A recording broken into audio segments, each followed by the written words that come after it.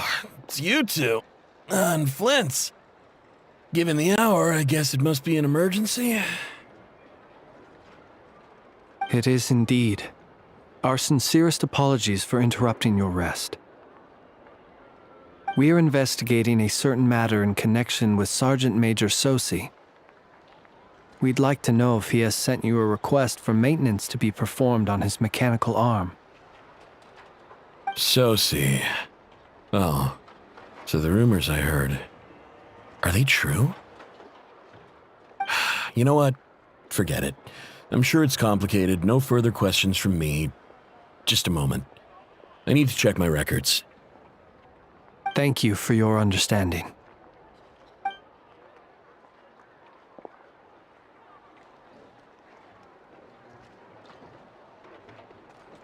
Got it. 8 days ago, he came to request a round of regular maintenance. But as it happened, I had run out of the required components. His mechanical arm is especially sophisticated, having been designed by Aino personally. The parts, too, could only be made by her. As such, they usually take several days to arrive. In fact, this time, he even asked me if we could push his request forward. And I understood, completely. Not being able to use your hand, that's rough for anyone. But even more so if your job involves fighting out in the wild. So I did my best to convince Aino to rush the job. And eventually, the parts arrived. 3 days ago, if I remember correctly. I sent word to the Lightkeepers immediately, but he never showed up. I assumed he was just out on some mission or other. What's with those faces? Everything all right? You've provided us with some very crucial information, Hintsa. You have our thanks. We can't make everything public yet, but once our investigation is complete, I will return to thank you and provide an explanation on behalf of all the Lightkeepers. No worries. Just glad I could help. Thanks. Good night. Good night. Hope the investigation goes well.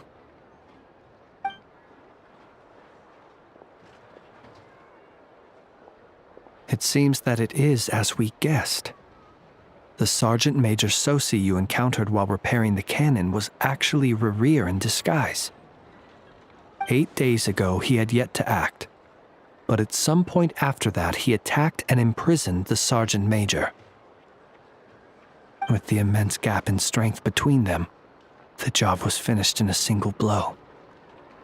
And thus Rerir had no opportunity to discover the malfunctioning mechanical arm. Perhaps his mastery of shapeshifting extends only to outward form, and not therefore to complex internal mechanisms. Hence his oversight of the uniquely mechanical traits of the Sergeant Major's arm, and in turn, this flaw in his disguise. You're saying he thought no one would realize his mechanical arm was actually made of some kind of black muck on the inside, so long as it worked, right? Still seems like there's a lot of guesswork involved here, but it mostly makes sense.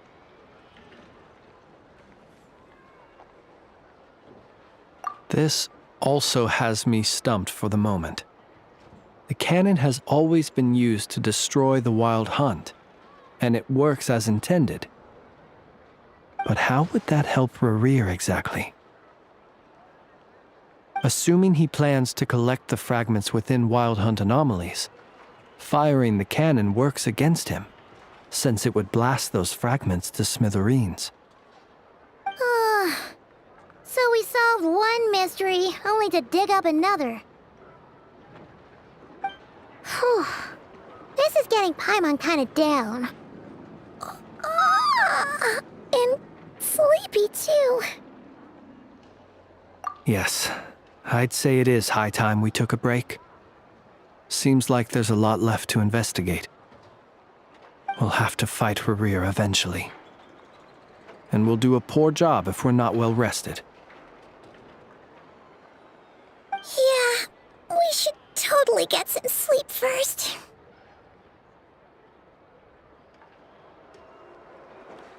A reasonable suggestion. I have no doubt that my quarters have been turned inside out by now.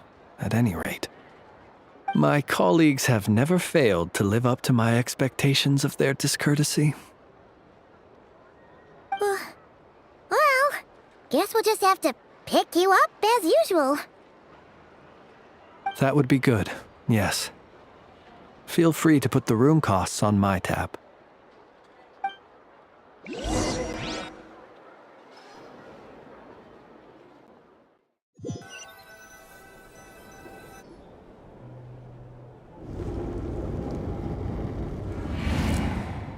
Phew, back inside.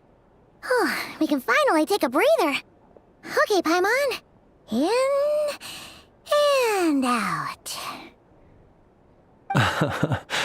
I suppose we could all take a moment to unwind. As I recall, our first meeting took place not far from here. Ah, the nostalgia. Had you already sensed the unique power within my lantern at that time? I see. Words truly do fail to capture your superlative insight. Fortunate then that abyssal energy was only leaking from the fragment in minuscule amounts when we first met. Or I might have been in for a real interrogation. Yeah, hard to say how that would have played out. We've had a whole bunch of unpleasant run-ins with the Abyss.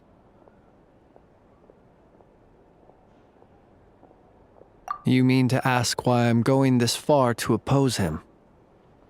Well, as a light keeper, I'd say I'm simply doing my job. Yeah! You're covered in more mysteries than Paimon could shake a skewer at. You can't just get out of explaining yourself by making lame excuses. All right. I suppose I do owe you some honesty, whether out of gratitude or the need to build trust. Your deductions have been quite correct. Should one wish to conceal oneself within a lantern, elemental power alone is not enough. You know humans well, and naturally you understand their limits. But some things that humans would consider difficult are quite normal in the eyes of non-humans. So, you mean you're one of the latter? Have you heard of how Snezhnaya was once the realm of the Fae? This race is no longer of any importance, but they still exist, as evidenced by the fact that I am standing before you. We've heard some scattered legends, but that's all Paimon thought there was to it. I once turned my heart toward humanity, and thus did I experience loss. I once labored and did much, and put an end to my tale with my own hands. When you realize you are floating in the middle of a vast ocean, you cannot help but feel that swimming in any direction would be equally meaningless. Would it not be better, then, to simply sink? But before I could sink to truly lightless depths, chance had it that I should be awakened by a band of Ratniki.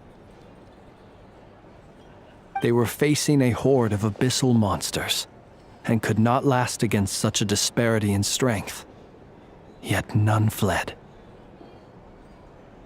Those who dwell in darkness for long enough become exceedingly sensitive to all light. And the first light I saw upon awakening was that which shone from their eyes. Is that why you chose to help them? Perhaps I was moved by their valor. Perhaps I simply saw my past self in them, and was moved to action for the first time in a long, long while. But I was freshly awoken, and my powers were limited. I could not prevent casualties altogether. The survivors and I buried the fallen heroes. That was the origin of the final night cemetery. Well, not exactly. I was just more familiar with them. So joining up seemed the most convenient way to experience human life. Doesn't sound too believable. Well, I believe it. Besides, I'm well past the age when one might believe in things that must be done. Nonetheless, there are still some things I will not allow to happen. The chaos that Rerir has been stirring up is one of them.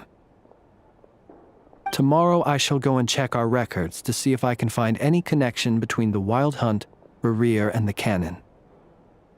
Will you need us to get you where you need to be? Oh, I'll be fine. I keep a backup copy at my residence in case of emergencies. Can you even go back there right now? Won't there be Ratniki watching it? Thanks for the reminder. I believe they'll have checked my place, but they won't have stayed. All things are ranked according to their priority, and we lack the manpower for such an open-ended stakeout. And even if someone is waiting, I have ways around that. I am the master of my own house, after all. All right then, we'll trust you.